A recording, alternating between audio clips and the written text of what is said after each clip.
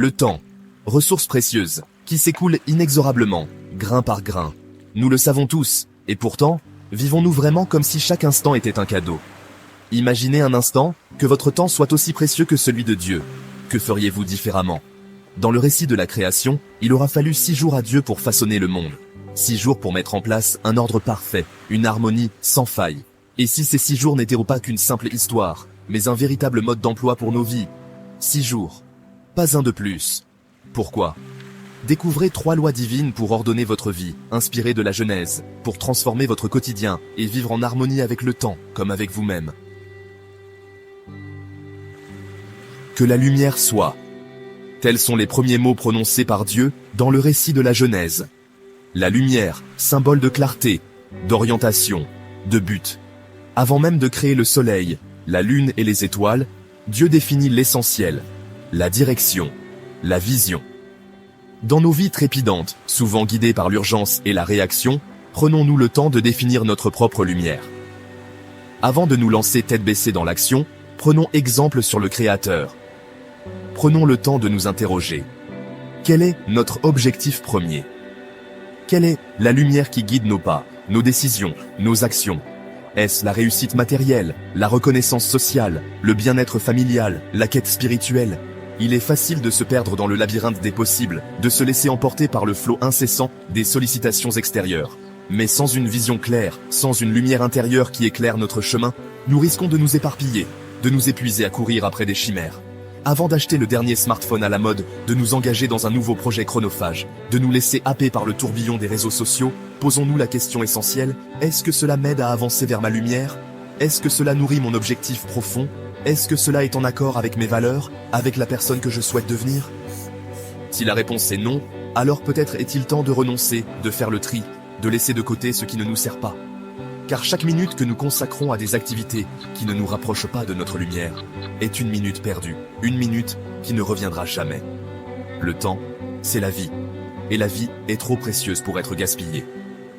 Définir notre lumière, c'est comme tracer une carte, un itinéraire pour notre existence.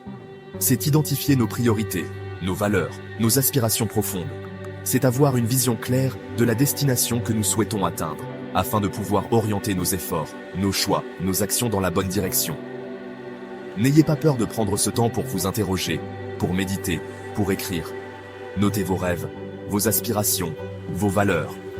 Visualisez la vie que vous souhaitez créer, la personne que vous souhaitez devenir. Et surtout, n'ayez pas peur de viser haut, de rêver grand. Comme le dit l'adage, il vaut mieux viser la lune, car même si on la rate, on atterrit parmi les étoiles. Alors, quelle est votre lumière? Quel est le but ultime qui vous anime, qui donne un sens à votre existence? Prenez le temps de le découvrir, de le nourrir, de le laisser éclairer votre chemin. Car c'est en vivant en accord avec notre lumière intérieure que nous pourrons véritablement éclairer le monde de notre présence unique et précieuse. Le deuxième jour, Dieu sépare les eaux d'en haut des eaux d'en bas, créant ainsi le ciel et la mer. Il met en place une séparation, une limite, une structure. Car sans limite, sans cadre, le chaos règne. Imaginez un instant, un monde sans frontières, sans loi, sans aucune forme de structure. Un monde où tout serait possible, où chacun pourrait agir à sa guise, sans aucune contrainte. Ce monde serait-il réellement souhaitable? Ne sombrerait-il pas rapidement dans le désordre, l'injustice, la violence? Car la liberté sans limite, c'est la loi du plus fort, c'est l'anarchie. C'est pourquoi Dieu, dans sa sagesse infinie, a créé des limites. Il a séparé la lumière des ténèbres, le jour de la nuit, la terre de la mer.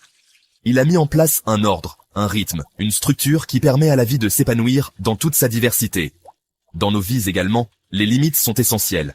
Elles nous permettent de nous situer, de nous organiser, de canaliser notre énergie. Sans limite, nous risquons de nous disperser, de nous épuiser, de perdre de vue nos objectifs. Pensez à votre budget, par exemple. Un budget n'est rien d'autre qu'une limite que vous vous imposez pour gérer vos finances. Sans budget, vous risquez de dépenser sans compter, de vous endetter, de vivre au-dessus de vos moyens. Un budget, au contraire, vous permet de maîtriser vos dépenses, de faire des économies, d'investir dans vos projets. C'est une limite qui vous libère du stress financier et vous permet de vivre plus sereinement. Il en va de même pour notre temps. Le temps est une ressource limitée, et il est essentiel de savoir le gérer efficacement. Fixez-vous des limites, des horaires, des deadlines. Apprenez à dire non aux sollicitations qui ne sont pas essentielles. réservez-vous du temps pour vous, pour vos proches, pour vos passions. Car c'est en posant des limites que vous pourrez profiter pleinement de chaque instant, sans vous laisser déborder par le flot incessant des obligations et des distractions. Les limites ne sont donc pas des obstacles à notre liberté, mais au contraire des conditions nécessaires à son épanouissement. Elles nous permettent de canaliser notre énergie, de nous concentrer sur l'essentiel, de vivre une vie plus riche et plus harmonieuse. Alors, n'ayez pas peur de vous fixer des limites, de vous imposer un cadre. Au contraire, voyez-les comme des alliés, des guides qui vous permettront de vivre une vie plus libre, plus épanouie, plus en accord avec vos aspirations profondes. Jour 3. L'importance de la patience et de la persévérance. Le troisième jour, Dieu rassemble les eaux en un seul lieu et fait apparaître la terre ferme. Puis, il la recouvre d'une végétation luxuriante, d'arbres fruitiers de toutes sortes. La vie explose, foisonnante, diversifiée. Mais cette abondance n'est pas le fruit du hasard. Elle est le résultat d'un processus lent, patient, constant. Les plantes ont besoin de temps pour germer, pour s'enraciner, pour grandir et porter du fruit. De même, nos projets, nos rêves, nos aspirations ont besoin de temps pour se concrétiser. Il est facile de se laisser décourager par la lenteur du processus, par les obstacles qui se dressent sur notre chemin. Nous vivons dans une société de l'immédiateté où tout va vite, où l'on veut tout de suite. Nous sommes bombardés de messages qui nous promettent la réussite facile, l'enrichissement rapide, le bonheur instantané. Mais la réalité est bien différente. La réussite, quelle qu'elle soit, demande du temps, de la patience, de la persévérance. Les millionnaires du Bitcoin, avant de connaître la gloire et la fortune, ont passé des années à étudier, à apprendre, à investir. Les grands sportifs, avant de remporter des médailles d'or, ont passé des milliers d'heures à s'entraîner, à se dépasser, à repousser leurs limites. Il en va de même pour nos projets personnels, nos rêves les plus fous.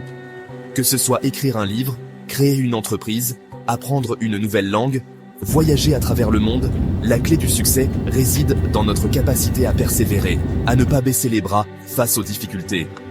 Car les obstacles, les échecs, les moments de doute font partie intégrante du processus. Ce sont eux qui nous forgent, qui nous font grandir, qui nous permettent d'apprécier la saveur de la victoire lorsque nous parvenons enfin à atteindre nos objectifs. Alors, la prochaine fois que vous vous sentirez découragé, que vous aurez l'impression de ne pas avancer, rappelez-vous du troisième jour de la création. Rappelez-vous que les plus belles réussites sont souvent le fruit d'un long processus de gestation, d'un travail acharné et d'une confiance inébranlable en soi et en ses rêves. Ne vous laissez pas décourager par la comparaison avec les autres, par les sirènes de la facilité. Concentrez-vous sur votre propre chemin, sur vos propres objectifs. Avancez à votre rythme, pas à pas, en savourant chaque étape du voyage. Car la véritable réussite ne se mesure pas à l'aune des résultats, mais à l'aune des efforts que nous avons déployés pour les atteindre. Et n'oubliez jamais que la patience est une vertu, et que la persévérance est la clé qui ouvre toutes les portes. Alors, armez-vous de patience, cultivez votre persévérance, et n'abandonnez jamais vos rêves, aussi fous soient-ils. Du chaos à l'ordre, de l'obscurité à la lumière, le récit de la création nous offre bien plus qu'une simple histoire. Il nous livre les clés d'une vie riche de sens, en harmonie avec le temps, avec nous-mêmes et avec le monde qui nous entoure. Mais ce n'est là qu'un début, car la nature regorge d'enseignements précieux, de leçons de sagesse que nous pouvons appliquer à nos vies. Et si les animaux étaient nos professeurs? Rendez-vous vendredi prochain pour découvrir la suite de notre exploration des lois divines cachées dans la création. Et si les animaux étaient vos professeurs? La suite vendredi.